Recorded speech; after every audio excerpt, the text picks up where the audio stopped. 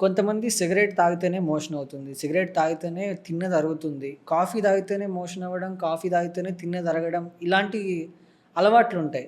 So, అలాంటి అలవాట్లు ఎంత ప్రమాదకరమండి?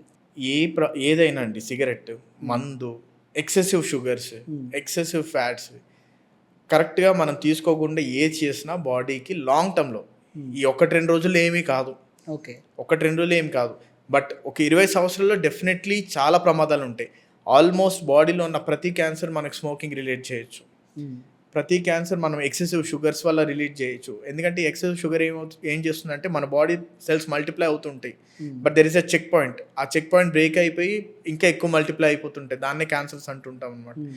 సో ఆల్మోస్ట్ ఊబకాయం, బేసికల్లీ ఒబేసిటీ అంటాం. హ్మ్. ఈ అన్నీ ఏవైతే మనం ఎక్సెసివ్‌గా చేసేవన్నీ లాంగ్ టర్మ్‌లో క్యాన్సర్‌ని దారితీస్తుంది. క్యాన్సరే కాదు, బీపీలు, షుగర్లు, ఇంకా హార్ట్ ప్రాబ్లమ్‌లు, స్ట్రోక్, బ్రెయిన్ స్ట్రోక్ అన్నిటికి మన షుగర్స్ గానీ, ఆల్కహాల్ గానీ ఇవన్నీ definitely there is a long term effect.